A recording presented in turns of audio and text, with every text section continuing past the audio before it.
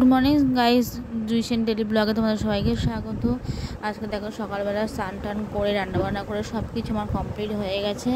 তো কেন জানো তো, আজ আমি যাবো বাপের বাড়িতে। মাম্মাম স্কুলে গেছে, স্কুল থেকে আসলেই আমরা যাব। তো সারপ্রাইজ দেবো, তার জন্য বলিনি বাপিকে মাম্মাম কাউকেই একটু আগেই ফোন করেছিলাম, ওরা চা খাচ্ছে, তাও আমরা বলিনি যে আজকে আমরা যাচ্ছি।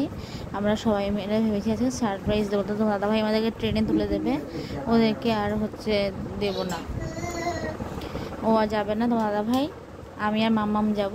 তো চলো একেবারে ট্রেনে দেখা করবো। ট্রেনে ওঠার সময় রেডি হয়ে আমরা কীভাবে যাই না যাই সাথে ব্লগটা শর্ট ব্লগে তোমাদের দেখাচ্ছি। তোমরা আজকে ভিডিওটা দেখতে থাকো। দেখো ট্রেনে আমরা উঠে গেছি। তো ওঠার আগে অব্দি ভিডিওটা করতে পারিনি বেরোনোর সময়। তো দেখো ট্রেনে উঠেছি, মাম্মামকে এরপরেই পেয়ারা কিনে দিয়েছিলাম। ও পেয়ারাটা খাচ্ছিল, ওর মুখটা অফ ছিল বলে, তাই একটু পেয়ারা কিনে দিয়েছি, ও পেয়ারাটা খাচ্ছিল। তো এর মধ্যে বাড়ি এসে গেছি। তো গাইস আমরা একটা ট্রেন থেকে নামার পরে রিক্সা পাইনি, আর অটো ফটো কিচ্ছু পাচ্ছি না, রিক্সা। আমরা এখন হেঁটে হেঁটে মা মেয়ে যাচ্ছি। তো চলো সারপ্রাইজটা কীভাবে দিই দেখতে যাই। তো গাইস সারপ্রাইজ দেওয়ার জন্য আমরা যাচ্ছি।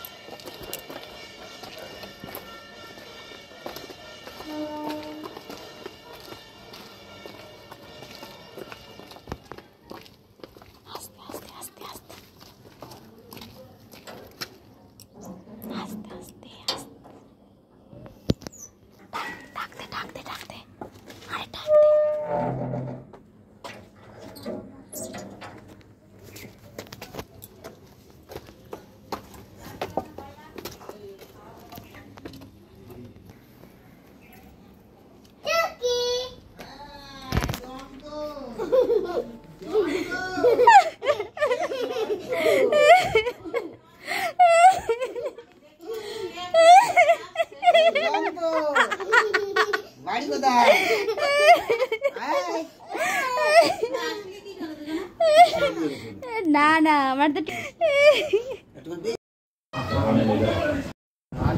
গাইস সারাদিন ঘুম টুম দিয়ে এখন সন্ধ্যাবেলা এই যে এদের জ্বালায় আরেকটু ঘুমাবো, যে ঘুমাতে পারলাম না বাপের বাড়ি এসে। মা সন্ধ্যা দিতে গেছে, এদিকে আমাদের ঠাকুর ঘর, এই যে টিভি দেখছে, এসে এই টিভি সারাদিন কার্টুন। এই যে দেখো তার কাণ্ড দেখো। এখন তার দাদাইকে পাঠিয়েছে দোকানে।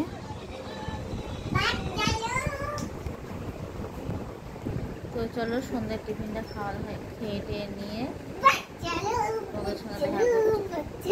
আমার টিফিনটা নিয়ে আসুক, তারপর তোমাদের সঙ্গে দেখা।